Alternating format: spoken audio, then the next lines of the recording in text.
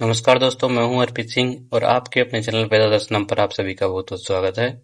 दोस्तों, आज की 50 एमसीक्यूज की धमाकेदार क्लास राजपूताने की उस काल या दौर पर है जब मुगलों का पतन हो रहा था और दक्षिण भारत से एक भयंकर आंधी राजस्थान में घुस आई थी। जी हाँ, मराठा। क्या आप जानते हैं, मराठों को राजपूताने में घुसने का न्योता किसी बाहरी दुश्मन ने नहीं बल्कि बूंदी की एक सगी बहन अमर कुंवरी ने अपने ही भाई सवाई जय सिंह के खिलाफ दिया था। सोचिए, जयपुर की गद्दी के लिए दो भाइयों ईश्वरी सिंह और माधो सिंह में ऐसा खूनी खेल हुआ कि राजमहल और बगरू के युद्ध लड़े गए। जिस ईश्वरी सिंह ने जीत की खुशी में जयपुर में ईसर-लाट सरगासुली बनवाया था, उसी ईश्वरी सिंह को मराठा सरदार मल्हार राव होलकर के खिलाफ उसी सरगासुली से कूदकर या जहर खाकर अपनी जान क्यों देनी पड़ी। और मराठों को रोकने के लिए 17 जुलाई 1734 को राजपूताने के सभी राजाओं ने मिलकर जो ऐतिहासिक हुरडा सम्मेलन किया था, वह बुरी तरह फ्लॉप क्यों हो गया। तुंगा का युद्ध, पाटन का युद्ध और 1751 में जयपुर की सड़कों पर मराठों का वह भयंकर कत्लेआम। आज हम मराठा प्रसार, चौथ वसीयत और राजपूताने के उत्तराधिकार संघर्ष का पूरा निचोड़ इन 50 बेहतरीन सवालों से खंगालेंगे। आरपीएससी और आरएसएसबी की परीक्षाओं में इन युद्धों के कालक्रम और मराठा संधियों में सबसे ज्यादा कंफ्यूजन करने वाले सवाल आते हैं, इसलिए क्लास में अंत तक जरूर बने रहिएगा। तो चलिए शुरू करते हैं बिना किसी देरी के। हमारा पहला प्रश्न, राजस्थान के किस क्षेत्र में मराठों ने सर्वप्रथम मई 1711 ईस्वी में धन एकत्र करने हेतु प्रवेश किया था? हाड़ौती क्षेत्र, मेवाड़ क्षेत्र, मारवाड़ क्षेत्र या ढूंढाड़ क्षेत्र? देखिए, जो मराठे हैं उन्होंने 1711 ईस्वी में जो मेवाड़ी क्षेत्र है मंदसौर के निकट, वहां पर पहली बार धावा बोलकर धन एकत्र किया था। तो इसमें जो ऑप्शन बी है मेवाड़ क्षेत्र, ये बिल्कुल सही हो जाएगा। और ये जो घटना थी, इस घटना ने जो महाराणा संग्राम सिंह द्वितीय थे उनको बहुत ज्यादा चिंतित कर दिया था। ठीक है, मारवाड़ में जो मराठा प्रवेश है वो 1730 में हुआ था, याद रखिएगा। 1711 में केवल लूटमार और धन संग्रह का प्रथम प्रयास था, जबकि जो राजनीतिक हस्तक्षेप है वो बूंदी में 1734 से शुरू किया था इन्होंने। अगला प्रश्न, पेशवा बाजीराव प्रथम ने उत्तर भारत की ओर विस्तार के लिए किस वैचारिक अवधारणा को जन्म दिया? स्वराज संकल्प, मराठा साम्राज्य विस्तार, हिंदू पद पातशाही या चौथ वसूली अभियान? देखिए, जो बाजीराव प्रथम थे उन्होंने हिंदू पद पातशाही की अवधारणा के साथ में उत्तर की ओर कदम बढ़ाए थे, जिससे राजपूत राजाओं को अपनी स्वायत्तता खोने का भय पैदा हुआ था। तो इसमें जो ऑप्शन सी है ये बिल्कुल सही हो जाएगा, हिंदू पद पातशाही। उसके अलावा चौथ वसूली जो है वो मराठों की वित्तीय नीति थी, वैचारिक लक्ष्य नहीं था। ठीक है, अक्सर बाजीराव प्रथम और बालाजी जो बाजीराव थे उनके बीच में कंफ्यूजन होता है, तो दोनों में ध्यान रखिएगा। हिंदू पद पातशाही जो है वो बाजीराव प्रथम से संबंधित है। अगला प्रश्न, प्रश्न नंबर 3, सवाई जय सिंह की वह बहन जिसने बूंदी उत्तराधिकार संघर्ष में मराठों को आमंत्रित किया था, अमर कुंवरी, चंद्र कुंवर बाई, सूरज कुंवरी या आनंद बाई? हमने क्लास की शुरुआत में ही बात करी थी अमर कुंवरी के बारे में, तो इसमें जो ऑप्शन ए है अमर कुंवरी, ये बिल्कुल सही हो जाएगा। और ये जो अमर कुंवरी थी वो राव बुद्ध सिंह की पत्नी थी, जिन्होंने अपने भाई सवाई जय सिंह द्वारा दलेल सिंह को राजा बनाए जाने के विरोध में मराठे जो थे उनको आमंत्रित किया था। इसके अलावा ये भी ध्यान रखिएगा, चंद्र कुंवर बाई जो थी वो मेवाड़ की राजकुमारी थी, जिसका विवाह सवाई जय सिंह से हुआ था।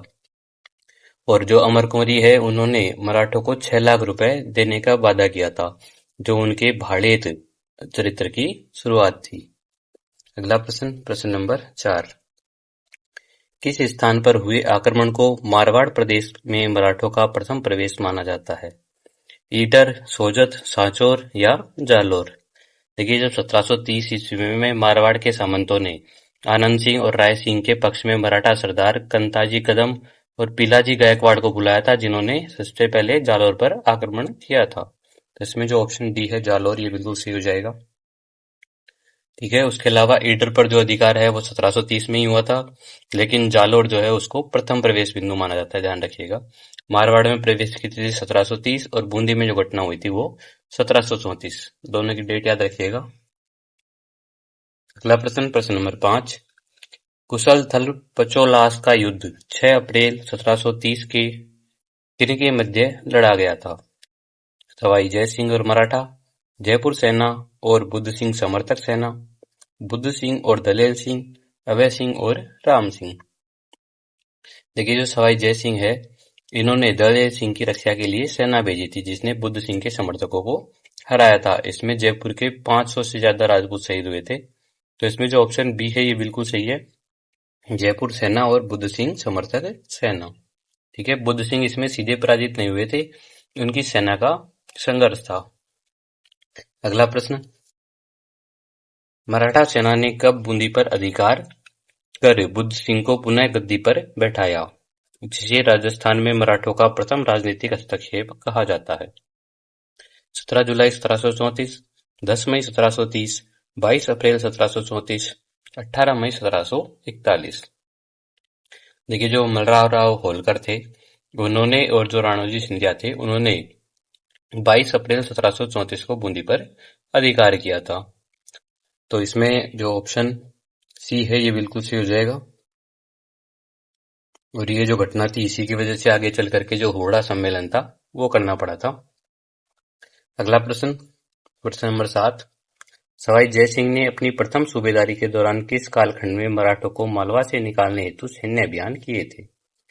1713 से 1717 ईस्वी, 1730 से 1732 ईस्वी, 1734 से 1735 ईस्वी या 1724 से 1725 ईस्वी।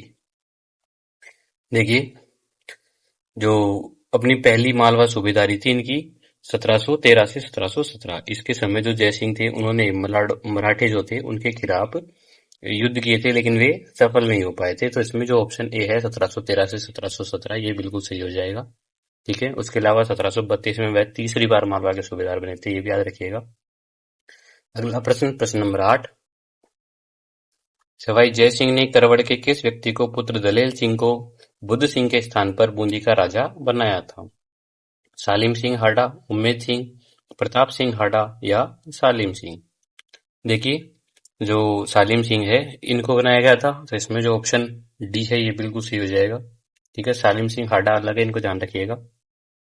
सवाई जय सिंह जो थे इन्होंने बुद्ध सिंह से संबंध जो इनके बिगड़े थे उस पर करवड़ के जो जागीरदार थे सालिम सिंह, उनके जो पुत्र थे दलेल सिंह, उनको बूंदी की गद्दी पर बिठाया था और अपनी जो पुत्री थी उसका विवाह उनसे किया था। अगला प्रश्न, प्रश्न नंबर 9, मराठों के बढ़ते प्रभाव को रोकने हेतु जय सिंह ने 1729 ईस्वी में दीप सिंह के नेतृत्व में अपना प्रतिनिधिमंडल किसके पास भेजा था? पेशवा बाजीराव, छत्रपति साहू, मुगल बादशाह या निजाम उल मुल्क? देखिए जो जय सिंह थे उन्होंने सीधे छत्रपति साहू के दरबार में जो दीप सिंह थे उनको भेजा था ताकि जो मराठा आक्रमण है उनको रोका जा सके। तो इसमें जो ऑप्शन बी है छत्रपति साहू ये बिल्कुल सही हो जाएगा। उसके अलावा 1732 में जो पीपलिया के ठाकुर रायमल थे उनको भेजा गया था, ये भी ध्यान रखिएगा। प्रतिनिधि का नाम ध्यान रखिएगा दीप सिंह, और स्थान जो था वो सतारा था, इसको भी ध्यान रखिएगा। अगला प्रश्न, प्रश्न नंबर 10, बूंदी के उत्तराधिकार संघर्ष में सहायता के बदले अमर कुंवरी ने मराठा सरदारों को कितनी राशि देना स्वीकार किया?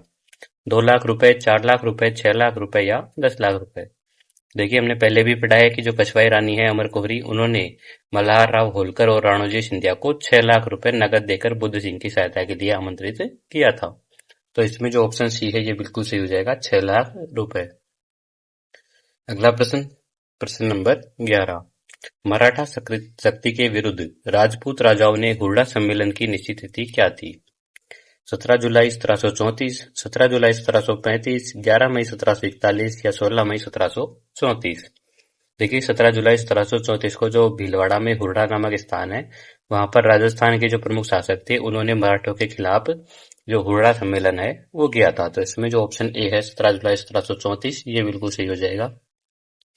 उसके अलावा 11 मई 1741 को जो धौलपुर समझौता है वो हुआ था, ध्यान रखिएगा।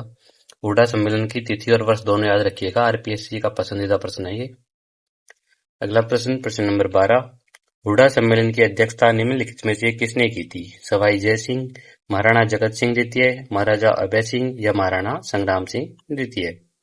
देखिए ये जो सम्मेलन था इसकी जो योजना है वो महाराणा संग्राम सिंह द्वितीय ने बनाई थी, लेकिन उनका इससे पहले ही निधन हो गया था। उसके कारण उनके जो पुत्र थे महाराणा जगत सिंह द्वितीय, उन्होंने हुरडा सम्मेलन की अध्यक्षता की थी। तो इसमें जो ऑप्शन बी है ये बिल्कुल सही हो जाएगा, महाराणा जगत सिंह द्वितीय। याद रखिएगा योजनाकार और अध्यक्ष दोनों अलग अलग थे। अध्यक्ष जगत सिंह द्वितीय थे जबकि योजनाकार संग्राम सिंह द्वितीय थे। महाराजा अभय सिंह या महाराणा संग्राम सिंह द्वितीय। देखिए ये जो सम्मेलन था इसकी जो योजना है वो महाराणा संग्राम सिंह द्वितीय ने बनाई थी, लेकिन उनका इससे पहले ही निधन हो गया था। उसके कारण उनके जो पुत्र थे महाराणा जगत सिंह द्वितीय, उन्होंने हुरडा सम्मेलन की अध्यक्षता की थी। तो इसमें जो ऑप्शन बी है ये बिल्कुल सही हो जाएगा, महाराणा जगत सिंह द्वितीय। याद रखिएगा, योजनाकार और अध्यक्ष दोनों अलग अलग थे। अध्यक्ष जगत सिंह द्वितीय थे जबकि योजनाकार संग्राम सिंह द्वितीय थे। अगला प्रश्न, प्रश्न नंबर 13, हुरडा सम्मेलन के अहदनामे अर्थात समझौते के अनुसार वर्षा ऋतु के पश्चात सभी राजाओं को अपनी सेना के साथ कहाँ एकत्र होना था? हुरडा, अजमेर, रामपुरा या जयपुर। देखिए ये जो समझौता था इसमें तय हुआ था कि मानसून के बाद में सभी जो रियासतें हैं वो रामपुरा में अपनी सेना के साथ में मराठों के विरुद्ध युद्ध के लिए मिलेगी। तो इसमें जो ऑप्शन सी है ये बिल्कुल सही हो जाएगा, रामपुरा।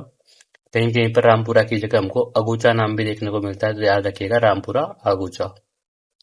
हुरडा में बैठक हुई थी और युद्ध के लिए जो जमावड़ा था वो रामपुरा में होना था, याद रखिएगा।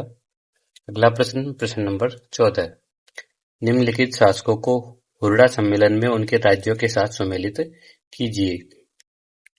देखिए जो जोरावर सिंह थे वो बीकानेर से, जोरावर सिंह बीकानेर से, भगत सिंह नागौर से, दुर्जन साल जो थे ये कोटा से थे और गोपाल सिंह करौली से थे। ठीक है, इस तरह से यहाँ पे बी सी ए डी जो है वो ऑप्शन डी जो है बिल्कुल सही हो जाएगा यहाँ अपना। अगला प्रश्न, प्रश्न नंबर 15, राजस्थान में मराठा कूटनीति से जुड़ी निम्नलिखित घटनाओं का सही कालानुक्रम क्या है? हुरडा सम्मेलन, पेशवा की माता राधाबाई की राजस्थान यात्रा, धौलपुर समझौता, राजमहल युद्ध। देखिए सबसे पहले जो हुरडा सम्मेलन है वो हुआ था 1734 में। उसके बाद में जो राधाबाई है वो आई थी, इनकी तिथि है 1735 में। फिर धौलपुर समझौता 1741 में और फिर राजमहल का जो युद्ध है वो 1747 में हुआ था। तो इसमें जो ऑप्शन ए है ये बिल्कुल सही हो जाएगा, 1, 2, 3, 4। याद रखिए, इसको अच्छे से ध्यान रखिएगा क्योंकि क्रोनोलॉजी वाले जो प्रश्न है वो आजकल ट्रेंड में है। अगला प्रश्न, प्रश्न नंबर 16, हुरडा सम्मेलन के विफल होने का सबसे प्रमुख कारण क्या था? मराठों का अचानक आक्रमण, राजपूत राजाओं की आपसी ईर्ष्या और समन्वय की कमी, मुगल बादशाह का अहमदनामे पर हस्ताक्षर न करना या धन का अभाव। देखिए जो राजपूत शासक थे उनके बीच में निजी स्वार्थ और आपसी अविश्वास इतना गहरा था कि वर्षा ऋतु के बाद में केवल जय सिंह और दुर्जन साल जो थे वो ही रामपुरा पहुंचे थे, बाकी राजा नहीं पहुंचे थे। तो इसमें जो ऑप्शन बी है ये बिल्कुल सही हो जाएगा। उसके अलावा मुगल जो थे उन्होंने तो राजपूतों का ये जो एकता थी इसका स्वागत किया था, उन्होंने साइन कर दिए थे। अगला प्रश्न, प्रश्न नंबर 17, पेशवा बाजीराव की माता राधाबाई ने राजस्थान के प्रमुख तीर्थों नाथद्वारा, उदयपुर और जयपुर की यात्रा किस वर्ष की थी?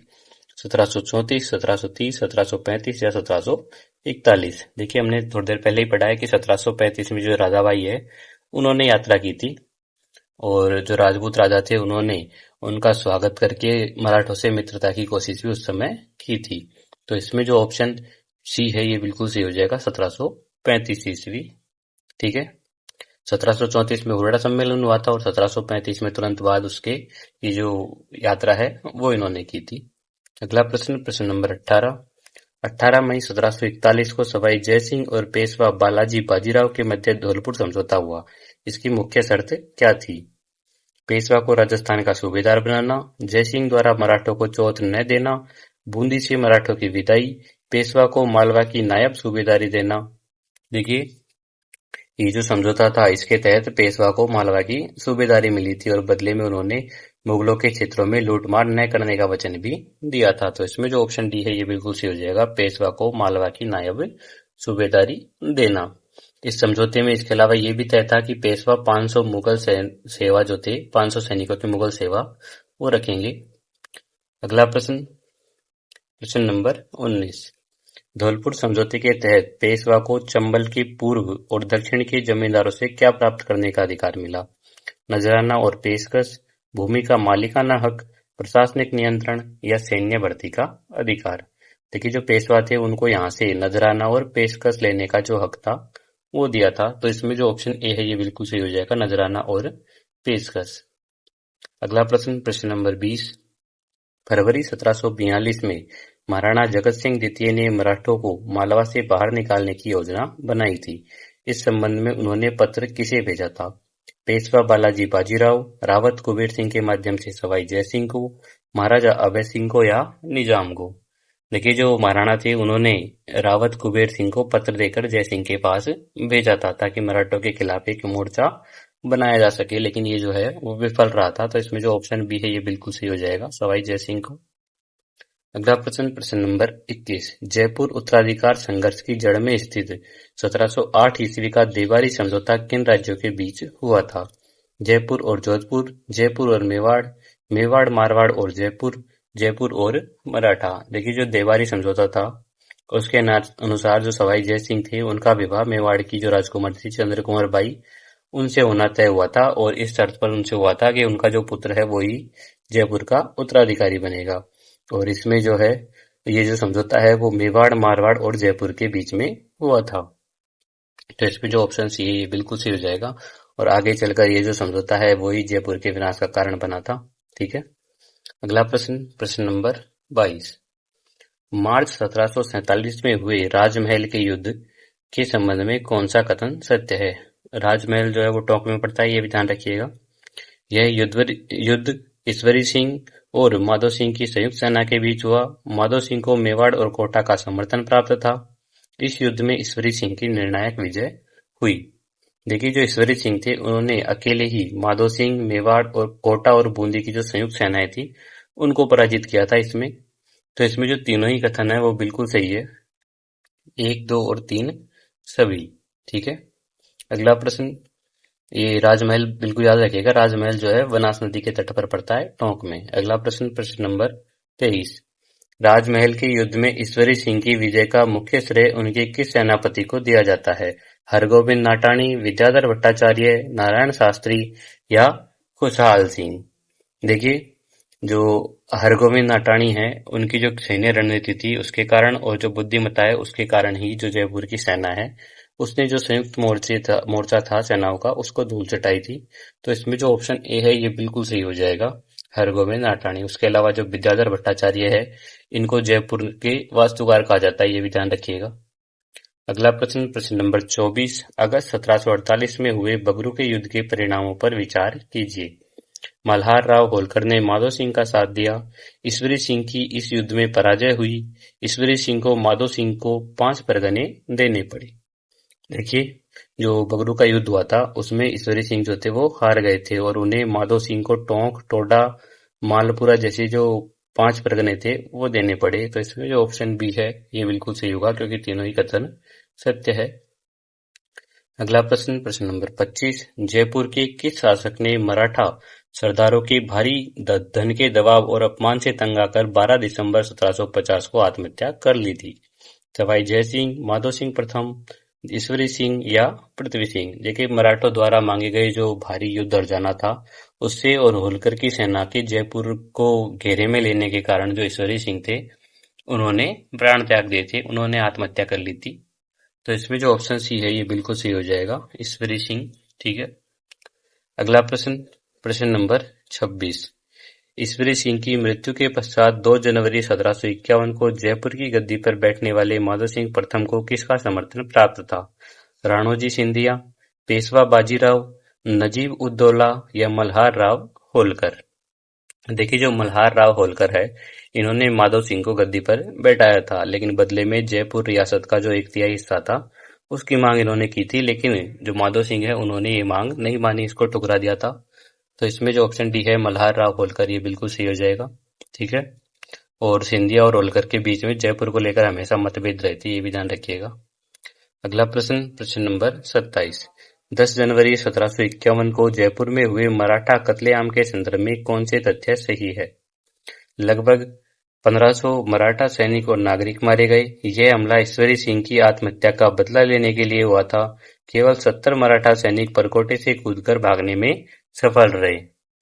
देखिए, जयपुर की जो जनता है वो लूटमार से बहुत ज्यादा परेशान थी और जो मराठे शहर देखने आए थे तो जनता ने उन पर हमला कर दिया था। तो इसमें जो कथन 2 है वो गलत हो जाएगा क्योंकि जनता का ये खुद का जनता का गुस्सा था, न कि ईश्वरी सिंह की आत्महत्या का बदला लेने के लिए हुआ था। तो इसमें जो कथन 1 और 3 है ये सही है, दूसरा गलत है, तो ऑप्शन ए जो है वो बिल्कुल सही हो जाएगा यहाँ पे। ठीक है, अगला प्रश्न, प्रश्न नंबर 28।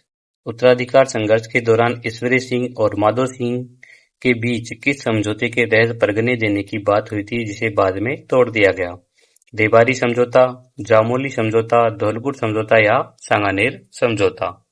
देखिए, जो जामोली समझौता है इसके तहत ईश्वरी सिंह ने माधो सिंह को 5 परगने देना स्वीकार किया था, लेकिन बाद में वे मुकर गए थे जिससे युद्ध की स्थिति पैदा हुई थी। इसमें जो ऑप्शन बी है जामोली समझौता, ये बिल्कुल सही हो जाएगा। ठीक है, अगला प्रश्न, प्रश्न नंबर 29। जयपुर के उत्तराधिकार युद्धों में मराठों की भूमिका को राजस्थान में किस रूप में स्थापित कर दिया? धार्मिक रक्षक, मुगल प्रतिनिधि, धन के लिए लड़ने वाले भाड़ेत या निष्पक्ष मध्यस्थ? देखिए, मराठों ने किसी नीति की बजाय केवल उस पक्ष का साथ दिया था जिसने अधिक धन देने का वादा किया था, और वे एक ही युद्ध में दोनों पक्षों से पैसे भी लेने लगे थे। तो इसमें जो भाड़ेत है, ऑप्शन सी, ये बिल्कुल सही हो जाएगा, धन के लिए लड़ने वाले भाड़ेत। ठीक है, अगला प्रश्न, प्रश्न नंबर 30। बगरू के युद्ध में ईश्वरी सिंह का साथ देने वाले जाट प्लेटों के नाम से प्रसिद्ध शासक कौन थे? चूड़ामन जाट, बदन सिंह, जवाहर सिंह या महाराजा सूरजमल? देखिए, हमने जाटों के प्लेटों से संबंधित एक पूरी क्लास ली है पहले भी। तो भरतपुर के जो महाराजा सूरजमल है, इनको जाटों का प्लेटो कहा जाता है, और इन्होंने ही ईश्वरी सिंह की जो सेना थी उसका साथ दिया था। तो इसमें जो ऑप्शन डी है ये बिल्कुल सही हो जाएगा, महाराजा सूरजमल। अगला प्रश्न, प्रश्न नंबर 31। मारवाड़ उत्तराधिकार का मुख्य संघर्ष किन दो मुख्य पक्षों के बीच मध्य हुआ जिसने मराठों को स्थायी हस्तक्षेप का मौका दिया? राम सिंह और विजय सिंह, अभय सिंह और भगत सिंह, अजीत सिंह और अभय सिंह, विजय सिंह और मान सिंह? देखिए, जब अभय सिंह की मृत्यु हो गई थी तो उनके बाद में जो उनके पुत्र थे राम सिंह, वो और उनके जो भाई थे भगत सिंह वह उनके पुत्र विजय सिंह जो थे उनके बीच में संघर्ष हुआ था, और राम सिंह जो थे उन्होंने मराठों को सहायता के लिए यहाँ पर बुलाया था। तो इसमें जो ऑप्शन ए है राम सिंह और विजय सिंह, ये बिल्कुल सही हो जाएगा। ठीक है, राम सिंह जो थे वो अभय सिंह के पुत्र थे, और विजय सिंह जो थे वो भगत सिंह के पुत्र थे। ठीक है, अगला प्रश्न, प्रश्न नंबर 32। लूणियावास का युद्ध 17 नवंबर 1750 में भगत सिंह ने किसे पराजित कर मारवाड़ की सत्ता पर अधिकार की नींव रखी? मराठा सेना, राम सिंह, सवाई जय सिंह या मुगल सेना?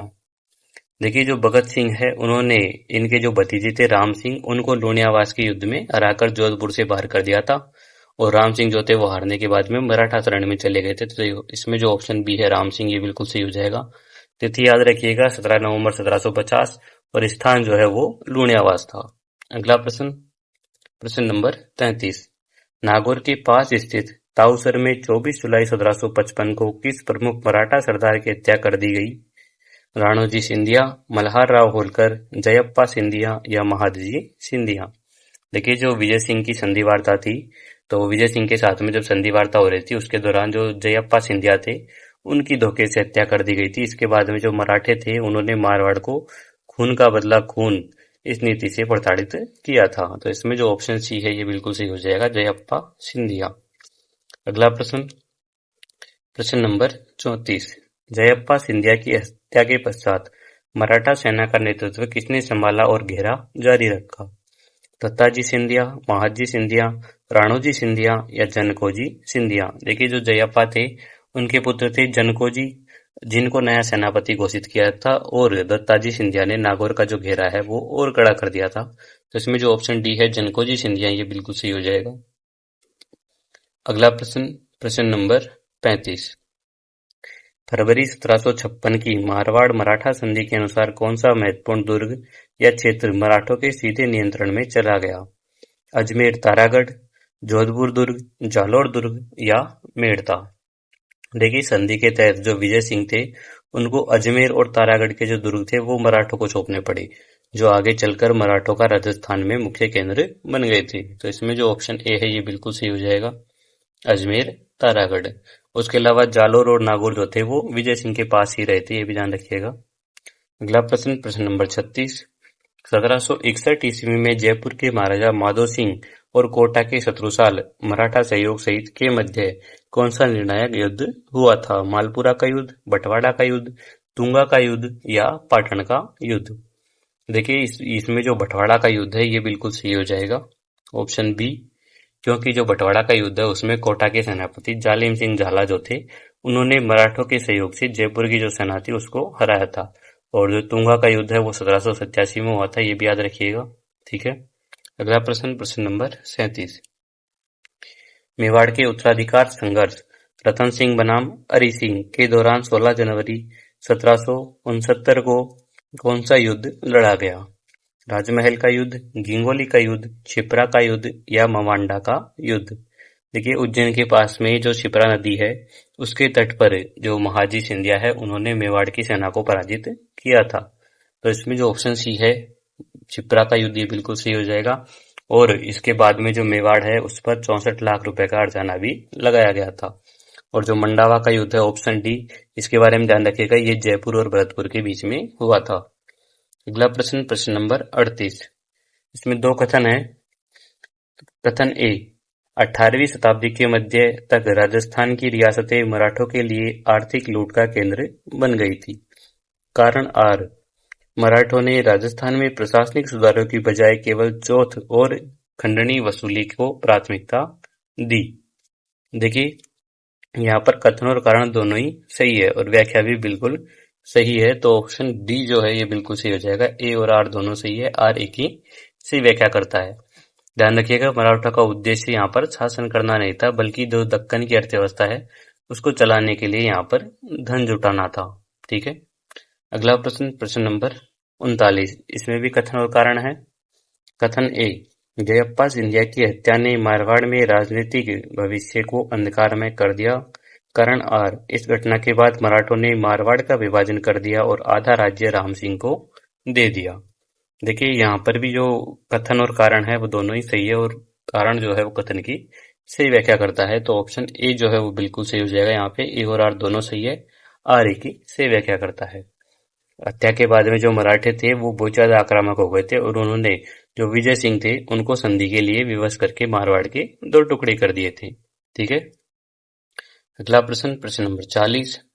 हुरडा सम्मेलन राजपूत राजाओं की दूरदर्शिता का प्रमाण था। इस सम्मेलन के बाद सभी राजपूत राजाओं ने संगठित होकर मराठों को मालवा से बाहर खदेड़ दिया। यहाँ भी कथन और कारण है। ठीक है, ये कथन है यहाँ तक और आगे कारण है। देखिए जो कथन यहाँ पर जो सम्मेलन है वो उसकी योजना दूरदर्शी थी, लेकिन व्यवहारिक रूप से जो मराठों को बाहर नहीं निकाला जा सका क्योंकि राजाओं में एकता का अभाव रहा था। तो इसमें जो कारण है वो गलत हो जाएगा। तो इसमें जो ऑप्शन बी है ये बिल्कुल सही हो जाएगा, ए सही पर आर गलत है। अगला प्रश्न, प्रश्न नंबर 41। तुंगा का युद्ध 28 जुलाई 1787 में जयपुर मारवाड़ की संयुक्त सेना ने किस मराठा सेनापति को पीछे हटने पर मजबूर किया था? मल्हार राव होलकर, लखवा दादा या महाजी सिंधिया अथवा डी बोइगने? देखिए जो सवाई प्रताप सिंह है वो जयपुर से और विजय सिंह जो थे वो मारवाड़ से, इन दोनों की सेनाओं ने जो महाजी सिंधिया थे उनको हराया था। और हार के बाद में जो महाजी सिंधिया है उसने प्रतिज्ञा भी की थी कि यदि मैं जीवित रहा तो जयपुर को धूल में मिला दूंगा। तो इसमें जो ऑप्शन सी है ये बिल्कुल सही हो जाएगा, महाजी सिंधिया। उसके अलावा जो ये जो युद्ध है इसको लाल सोट का युद्ध भी कहा जाता है, ये भी ध्यान रखिएगा।